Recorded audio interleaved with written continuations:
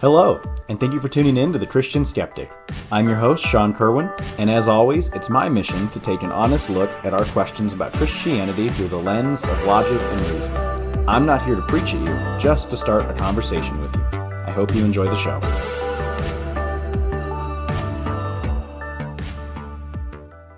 Well, it has been an interesting season for me. Currently, at the time that I am recording this podcast, I am 3 weeks away from finishing a master's degree in systems engineering. My longtime mentor, spiritual mentor and friend, has recently passed away, and that was a hard season. 2 months ago, I was in a car accident, and I'm fine, but dealing with insurance and all of the fallout and still having a wrecked car in the driveway 2 months later has certainly not been the easiest of processes. And in the midst of that, I have still been going to church. I have recently visited the church that I used to work at, and I've been observing. As a side note, I've also been kind of dabbling in some of the work that Schopenhauer and Heidegger have written, so I've been dealing with some of the existential and ontological questions in my own studies, and I've definitely been feeling the appreciation for the Dasein philosophy that Heidegger talks about. And I'm not going to go into the Dasein and what that really means, but for the sake of this episode, and certainly if you want to look it up later and read more, feel free to. It's really a fascinating thought process because Heidegger kind of gets at this idea that being and being alive, so being like with a capital B and existing, are really the same thing, and that there's this interconnectivity within all of nature. And Schopenhauer kind of gets at the existential question, and I promise I'm going somewhere with this point. This isn't just going to be a conversation about two philosophers that are long dead now. And I mean, you've seen the title. The title, and what we're going to talk about today is Christianity still relevant today? And I want to set it up by really kind of turning to some scholars in this episode, instead of just turning to culture.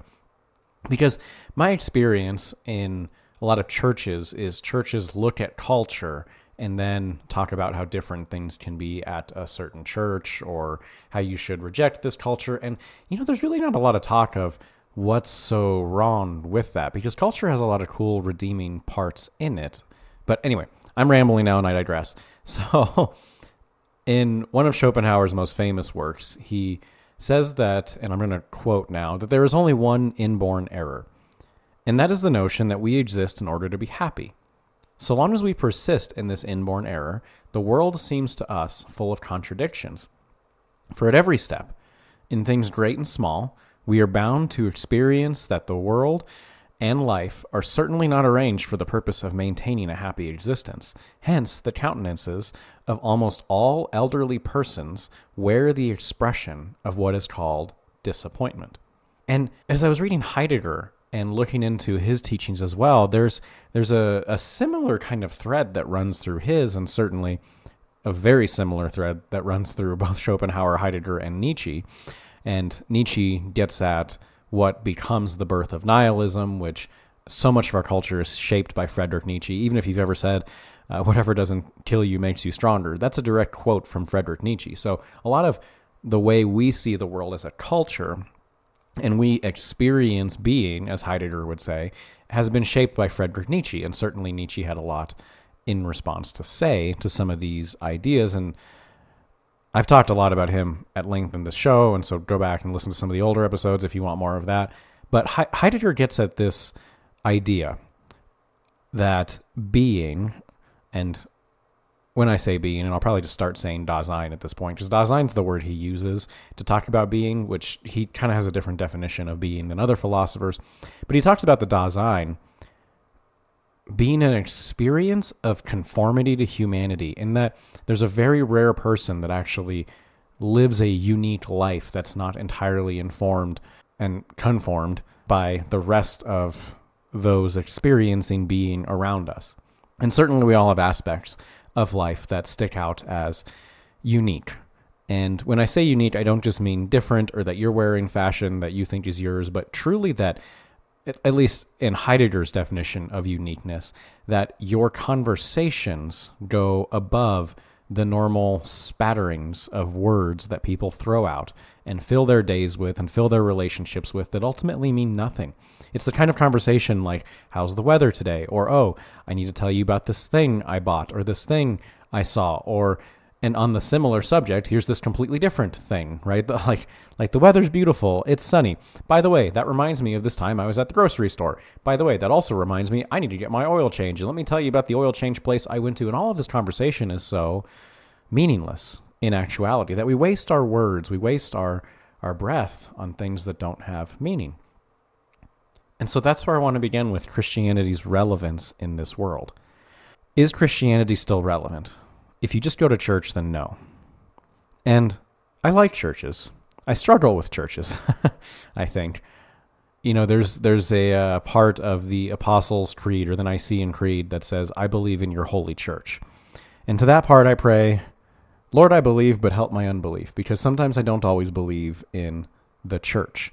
And the church looks different and has looked different over history. There are several different branches of it. There's obviously Orthodoxy, Catholicism, and Protestantism. And I don't know that one is better than another, and I don't know that one is worse than another. I think all have their flaws. But certainly, one of the biggest flaws is that people think they can just go there.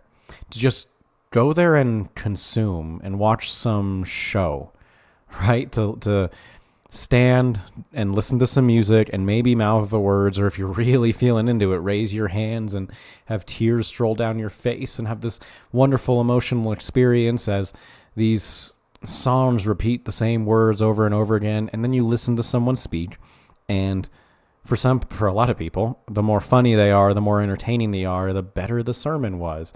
And then there's some nerds like me that think, well, the more you go into the Greek and the more you exposit the text and go verse by verse and line by line, the better the sermon is. But that version of Christianity is irrelevant in the world, in my opinion.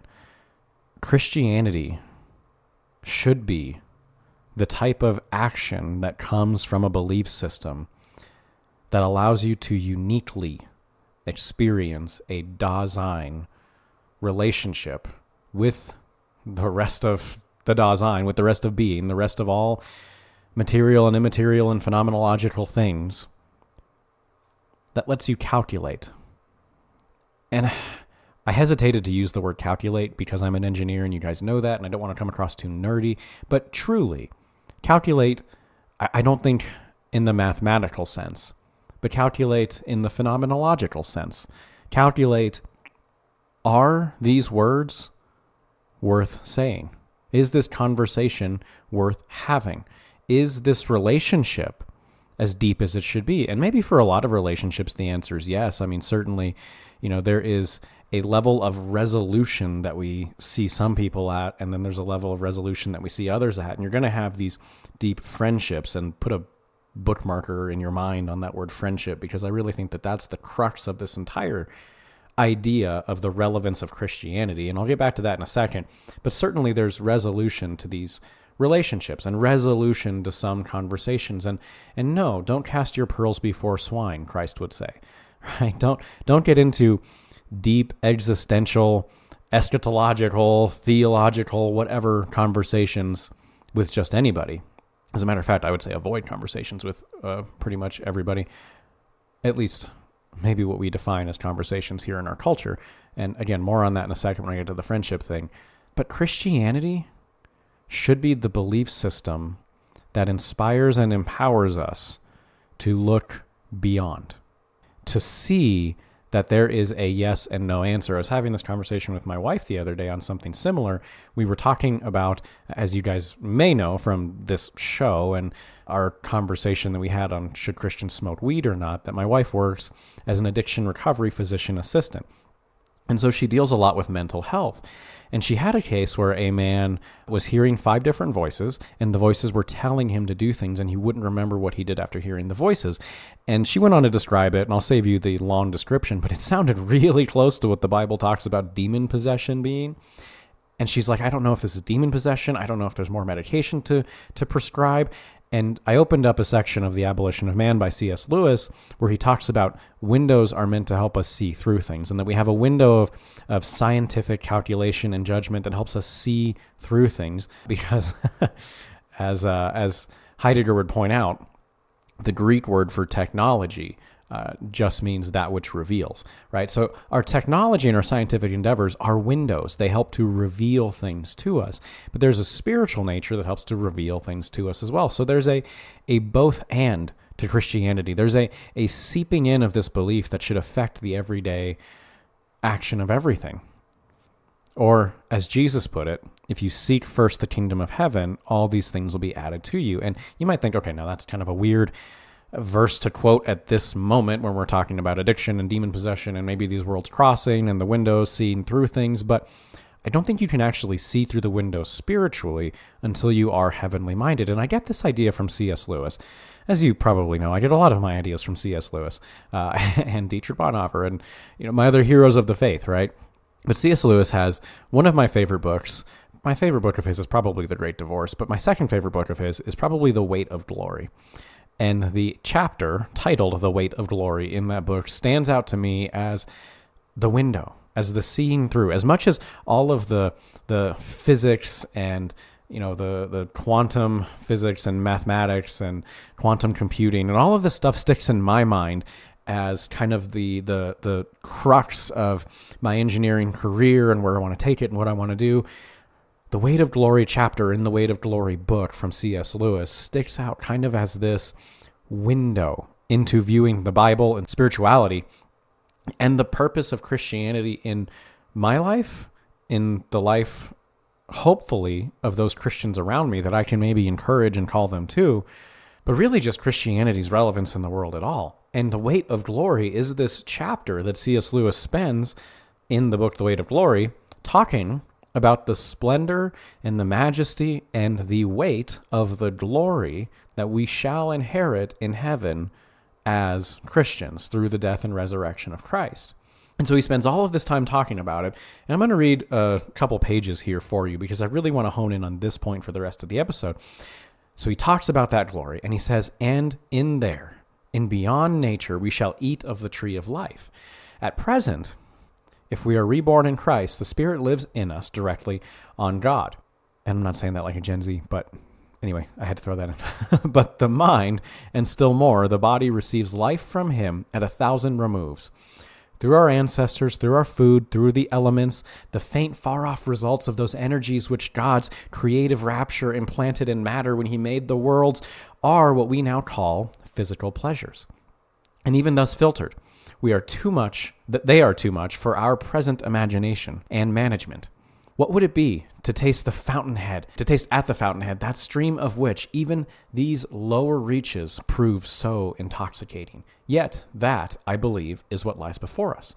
The whole man is to drink from the fountain of joy. As St. Augustine said, the rapture of the saved soul will flow over into the glorified body. In the light of our present specialized and depraved appetites, we cannot imagine this torrentus voluptatis. And I warn everyone, most seriously, not to try. But it must be mentioned to drive out thoughts even more misleading, thoughts that what is saved is a mere ghost, or that the risen body lives in numb insensibility. The body was made for the Lord, and these dismal fancies are wide of the mark. Meanwhile, the cross comes before the crown, and tomorrow is a Monday morning. A cleft has opened in the pitless walls of this world, and we are invited to follow our great captain inside. The following him is, of course, the essential point. That being so, it may be asked what practical use there is in the speculations which I have been indulging. I can think of at least one such use. It may be possible for each to think too much of his own potential glory hereafter, but it is hardly possible for him to think too often or too deeply about that of his neighbor. The load or weight or burden of my neighbor's glory should be laid on my back, a load so heavy that only humility can carry it, and the backs of the proud will be broken. It is a serious thing to live in a society of possible gods and goddesses, to remember that the dullest and most uninteresting person you can talk to may one day be a creature which, if you saw it now, you would be strongly tempted to worship, or else a horror and a corruption such as you now meet, if at all, only in a nightmare. All day long we are in some degree helping each other to one or other of these destinations. It is in the light of these overwhelming possibilities, as with the awe and circumspection proper to them, that we should conduct all our dealings with one another. All friendships, all loves, all play, all politics. There are no ordinary people. You've never talked to a mere mortal. Nations, cultures, arts, civilizations, these are mortal, and their life is to ours as the life of a gnat. But it is immortals whom we joke with, work with, marry, snub, and exploit. immortal horrors, or everlasting splendors.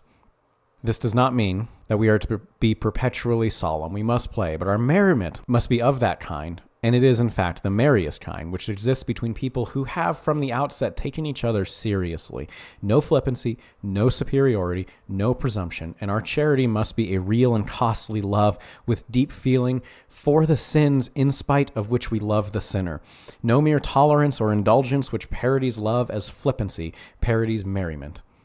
Next to the Blessed Sacrament itself, your neighbor is the holiest object presented to your senses. If he is your Christian neighbor, he is holy in almost the same way. For in him also, Christ vere latitat, the glorifier and the glorified, glory himself is truly hidden.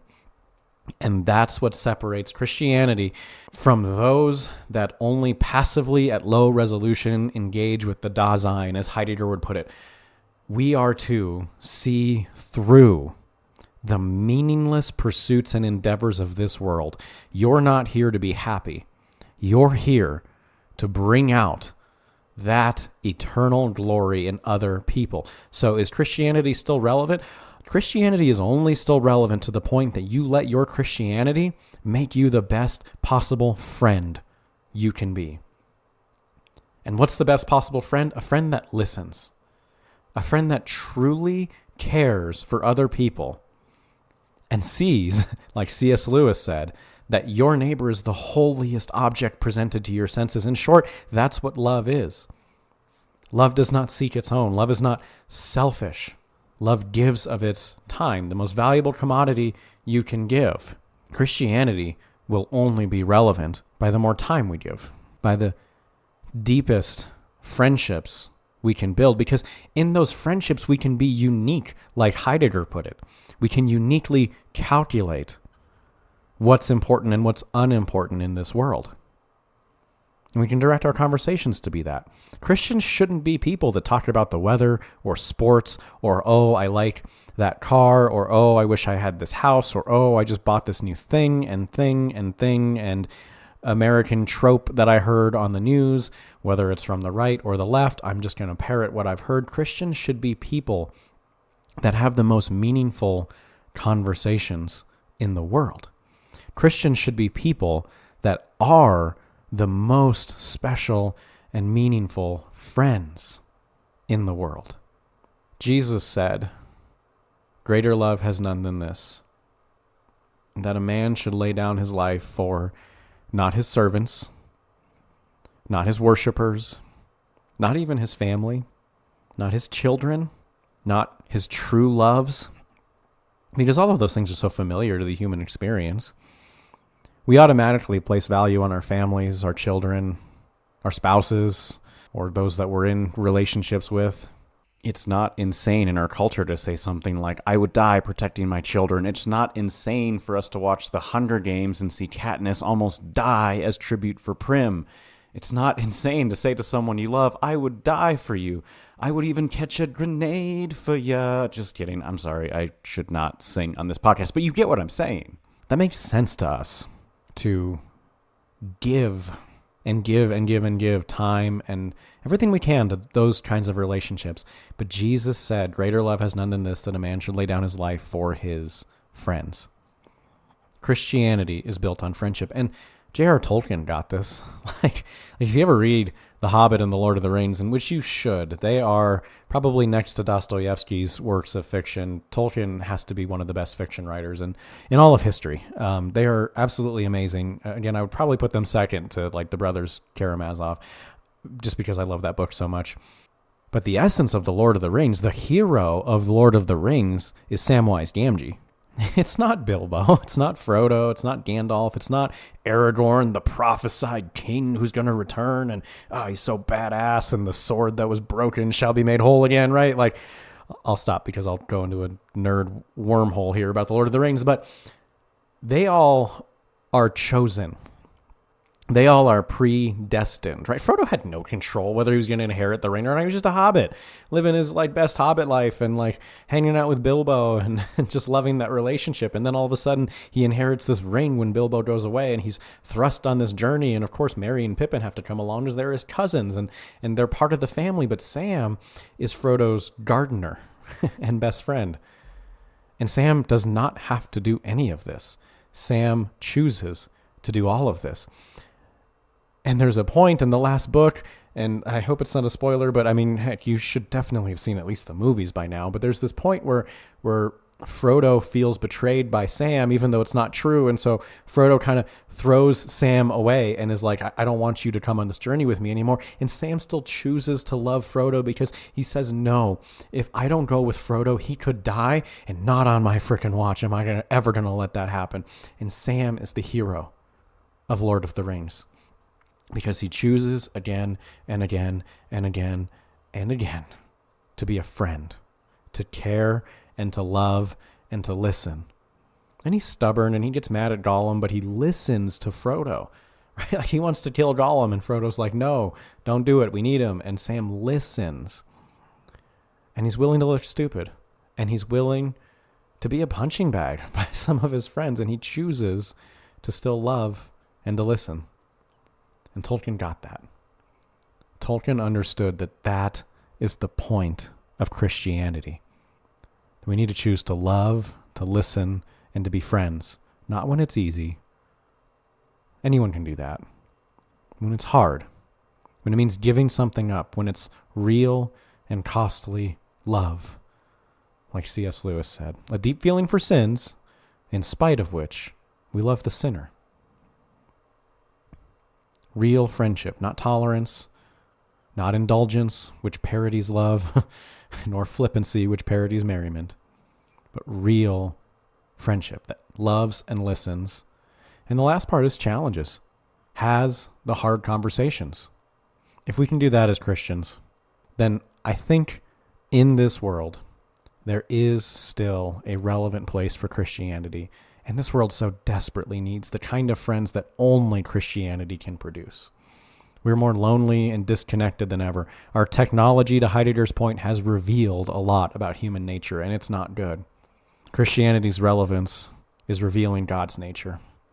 The more and more technology reveals human nature, and Lord only knows what AI is going to reveal about human nature as that continues to progress. So that's all I've got for today. As always, let me know what you think. Feel free to write into the show, reach out to me on social media. I have spurts where I'm active on social media and then very long seasons where I just kind of don't do anything with it, so forgive me for that. But nevertheless, continue to reach out, continue this conversation. I really do love talking to you guys and hearing from you, and it's such a compliment when you share the show, too. I've heard from people that the show was shared with them, that so-and-so sent them a link, and they're so glad they found it because for whatever reason, they like the conversation or the subject matter, or feel like this is a place where we can talk about and have a dialogue of things that normally aren't brought up in church. So please continue to share the show. It's a huge compliment to me when you do. And as always, thank you so much for listening, and I hope you've enjoyed this show.